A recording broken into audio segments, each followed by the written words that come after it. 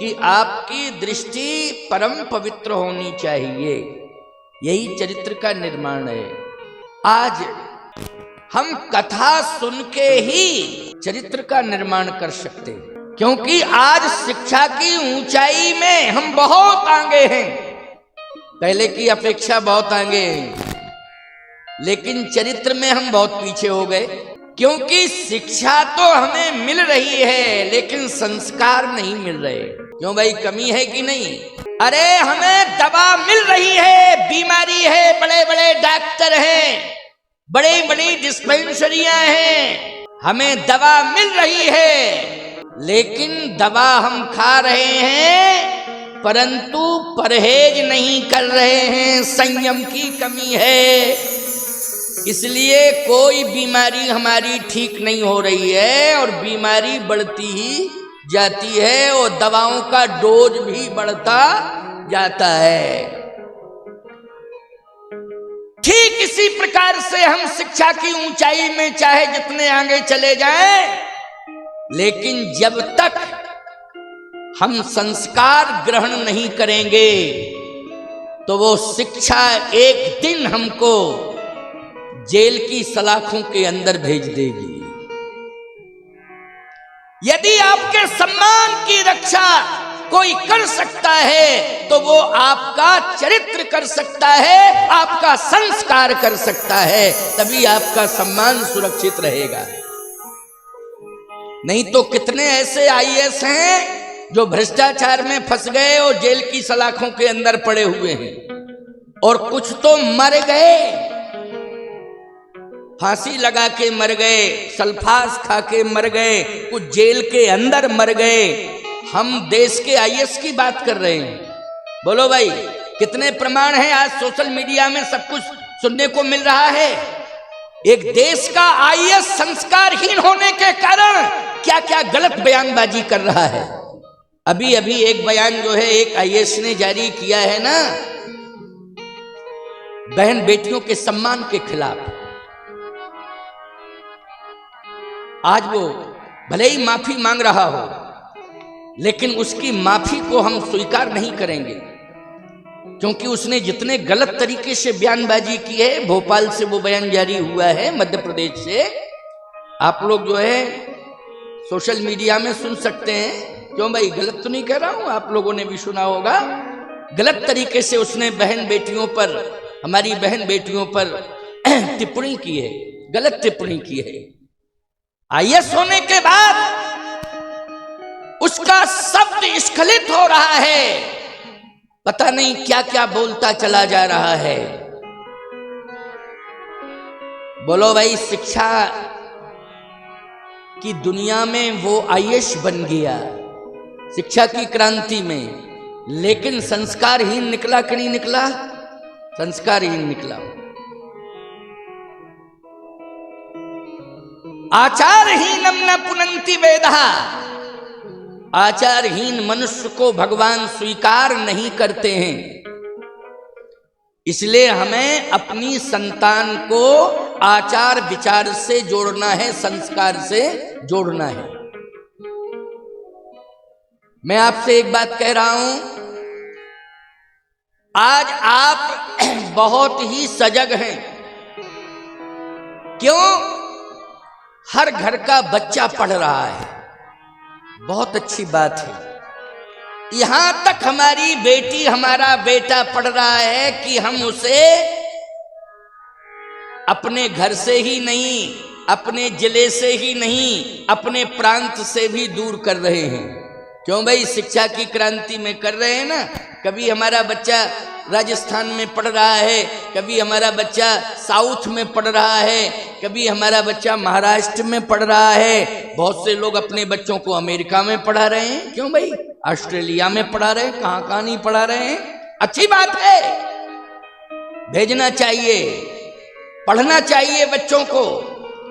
मैं कहता हूं इतनी ऊर्जा होनी चाहिए हमारे बच्चों के अंदर, इतनी मेधा होनी चाहिए हमारे बच्चों के अंदर कि जितने भी इस दुनिया में देश हैं, संपूर्ण देश की भाषा का ज्ञान उन्हें हो जावे।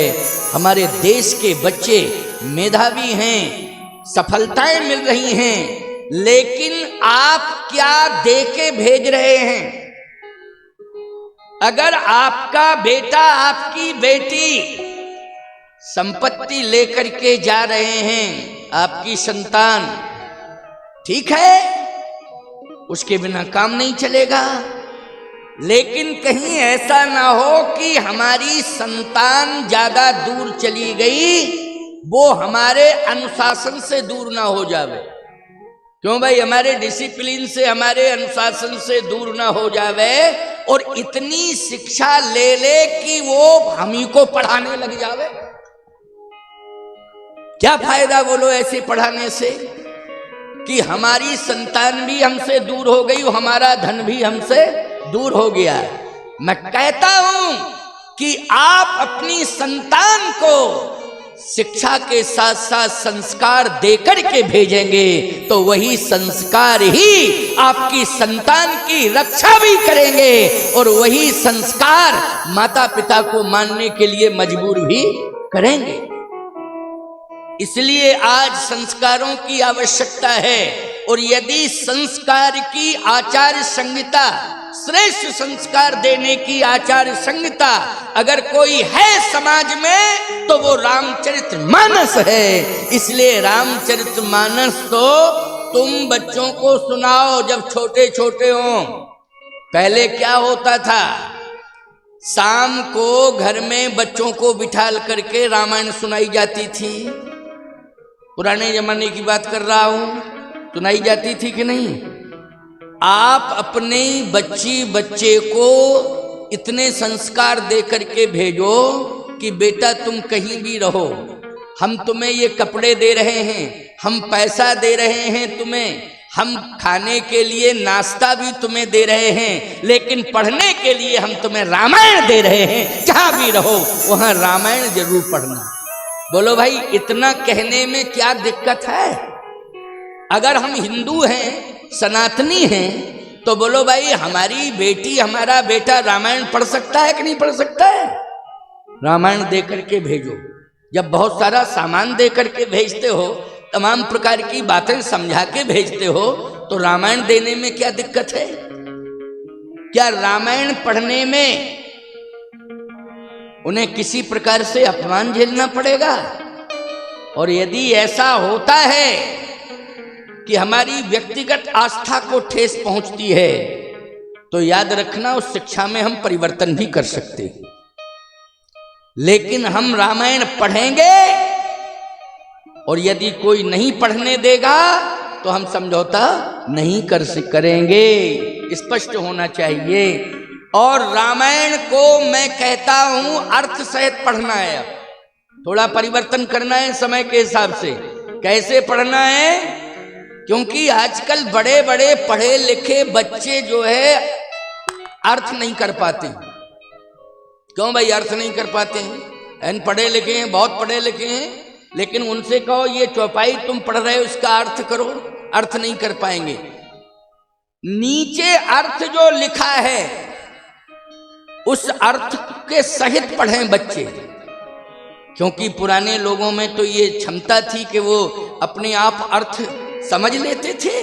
इतनी ताकत थी, इतनी श्रद्धा थी, इतना समर्पण था अपनी देवी देवताओं के प्रति कि वो अर्थ समझ में आ जाता था। लेकिन आजकल के बच्चों को ये समझ में नहीं आता है। इसलिए अर्थ सहित रामायण को पढ़ना है। मैं दावे के साथ कह रहा हूं, जैसे ही अर्थ सहित रामायण को पढ़ा जाएगा, चाहे 5 मिनट के लिए ही पढ़ा जाए, मैं दावे के साथ कह सकता हूं अर्थ सहित रामायण 5 मिनट के लिए भी यदि हमारे बच्चे रोज पढ़ेंगे तो उस दिन किसी भी प्रकार से बच्चों से कोई अपराध होगा ही नहीं, कोई भूल नहीं होगी। वो प्रतिदिन अपराध से बचते रहेंगे, पाप से बचते रहेंगे। ये 5 मिनट का रामायण पढ़ने का डोज असर मैं बता रहा हूं।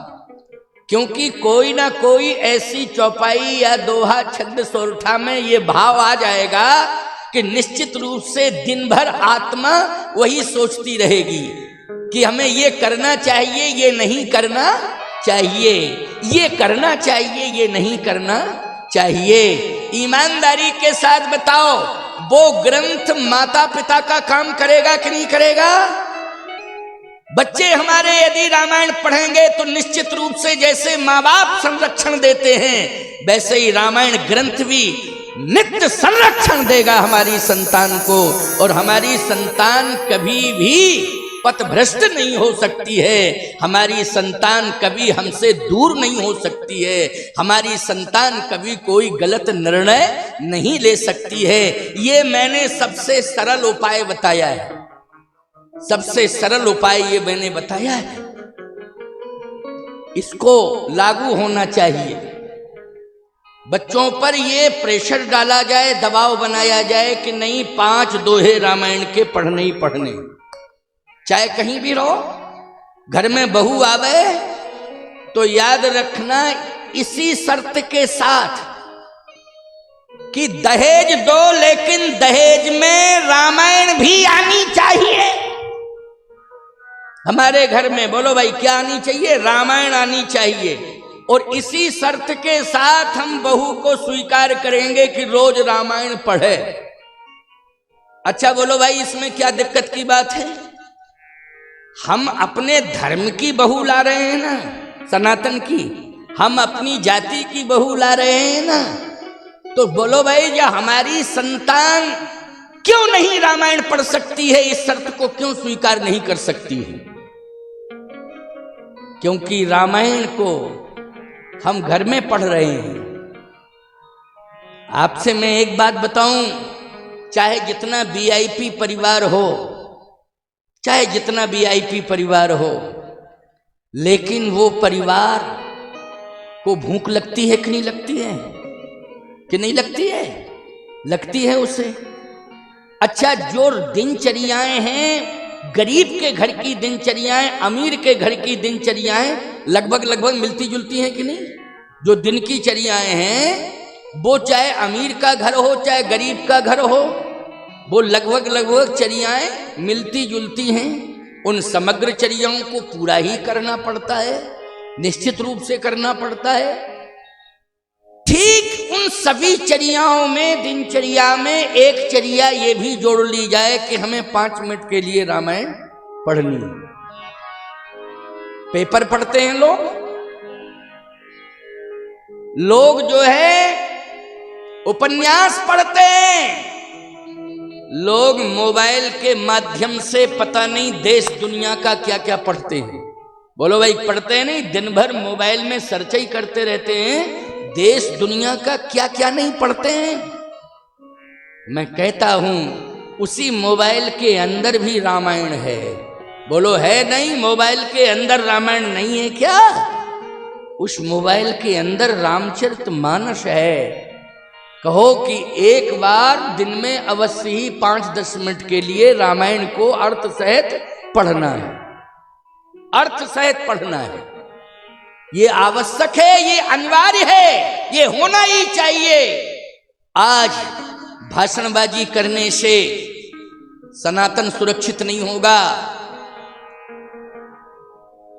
सनातन यदि सुरक्षित होगा तो मैं दावे के साथ कह रहा हूं, रामचरितमानस को पढ़ने से और भागवत की कथा सुनने से ही हमारा सनातन सुरक्षित होगा। इसलिए रामायण को सभी पढ़ें। भागवत की कथा को पढ़ने के लिए निश्चित रूप से जाति बंधन है। भागवत की कथा पढ़ने के लिए जाति बंधन, लेकिन रामचरितमानस की कथा सुनने के लिए और पढ़ने के लिए कोई जाति बंधन नहीं है।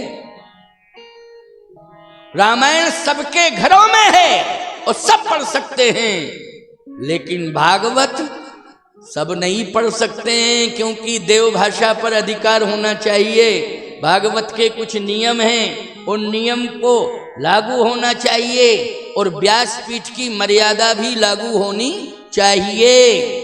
लेकिन रामचरितमानस बोलो इतने लोग बैठे हैं, लगभग सबके घरों में होगा।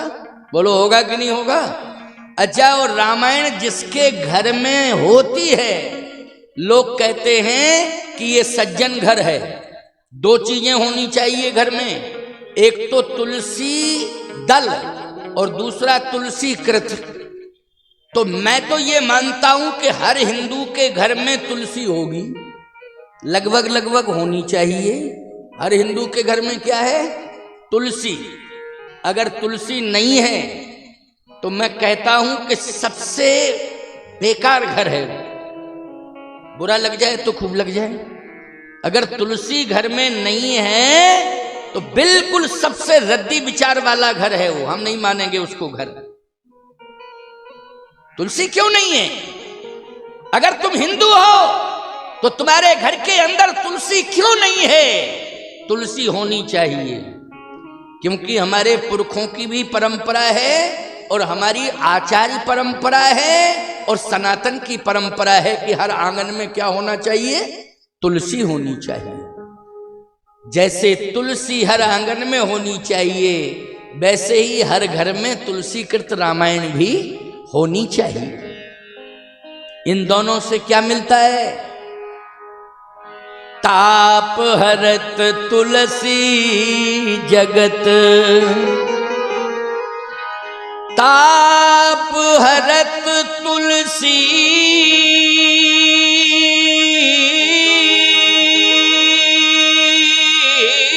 जगत, उत्तम हर करत प्रकाश,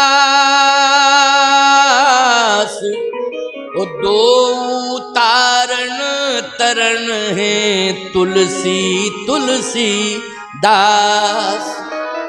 दो तारण तरण है तुलसी तुलसी दास।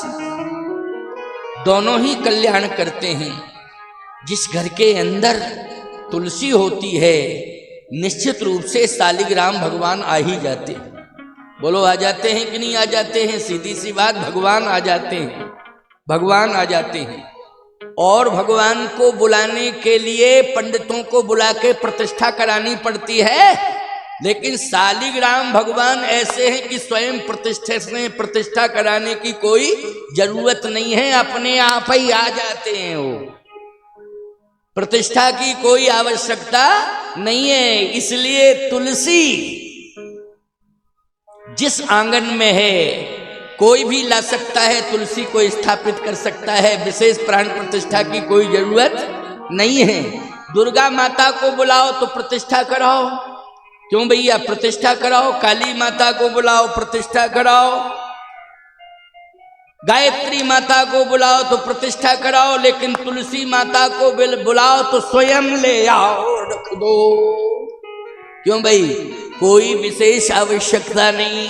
ऐसे ही और भगवान को लाओ, सीताराम जी को लाओ जयपुर जोधपुर से तो प्रतिष्ठा कराओ, राधा कृष्ण को लाओ तो प्रतिष्ठा कराओ, नृसिंह भगवान को लाओ तो प्रतिष्ठा कराओ, और आदि आदि लक्ष्मी नारायण भगवान को लाओ तो प्रतिष्ठा कराओ। लेकिन शालिग्राम को ले आओ, कोई प्रतिष्ठा नहीं, डायरेक्ट सीधे ले आओ। क्यों? दामोदर कुंड में मिल जाते हैं, आराम से ले आओ। नहीं तो भैया किसी संत से कह दो कि हमें शालिग्राम भगवान उपलब्ध करा देना, वो महात्मा उपलब्ध करा देगा। तो तुलसी जहां होगी वहां शालिग्राम निश्चित रूप से आ जाएंगे। बिना तुलसी के शालिग्राम भगवान रह नहीं सकते हैं, इसलिए बिना बुलाए ही भगवान आ जाएंगे। और मैं कहता हूं जहां पर रामचरितमानस ग्रंथ होगा वहां सीताराम ग्रंथ में अपने आप आ जाएंगे, अलग से बुलाने की आवश्यकता नहीं पड़ेगी। इसलिए बोलो ये महिमा है कि नहीं रामायण?